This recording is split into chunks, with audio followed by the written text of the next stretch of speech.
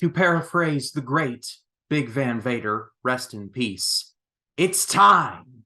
It's time! It's Christmas time!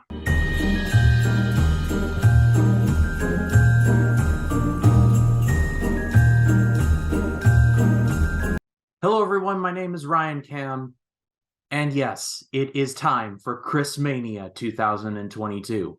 While I love my beloved Halloween, I love Christmas just as much. And last year I did my, what was called then, 25 reviews of Christmas. However, shout out to one of my subscribers, Aaron White. He started calling the series Christmania. And I liked it so much that I decided to rebrand. So, welcome to Christmania 2022 style.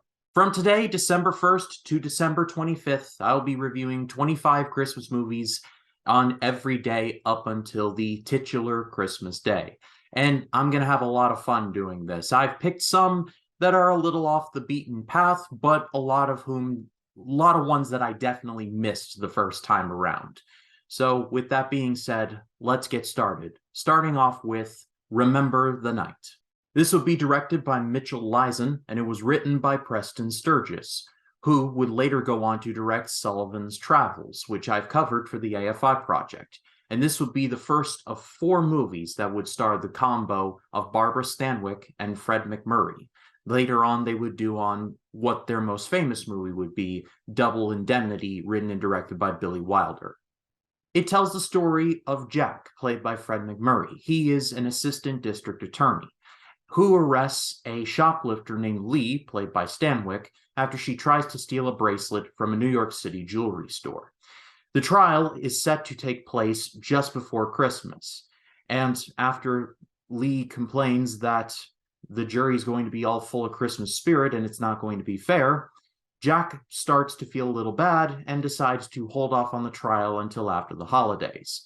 And in order to not have her spend Christmas in jail, he takes her home with him. And romance happens. In terms of story, this is definitely something that you have seen before. The enemies turned lovers, if you could technically call these two enemies. But what really made the movie work for me was the chemistry between Stanwyck and MacMurray. This would be their first pairing together. And later they would go on to be even better in Double Indemnity, which is a movie that I was initially a little lukewarm on, but the more I have thought about it, the better it has gotten. Overall, I would definitely say that this is a very out there premise. I mean, who would take someone that they've arrested home to their family for the holidays? Like, who would do that? But really, Stanwyck and MacMurray make the movie work. They are the beating heart, and the movie focuses on them, which was a very smart decision indeed. And from what I have researched, this was a very difficult movie for Preston Sturges to write.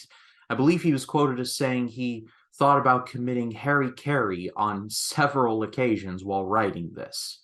So yeah, Sturges was going through one creating this. However, the end product was pretty solid. I would happily say that this was very underrated, and I don't think this movie is talked about nearly enough. Premise is a bit out there, but the acting and dialogue are all solid all around. If you have not seen this movie or haven't seen it in a minute, I do recommend you check this one out.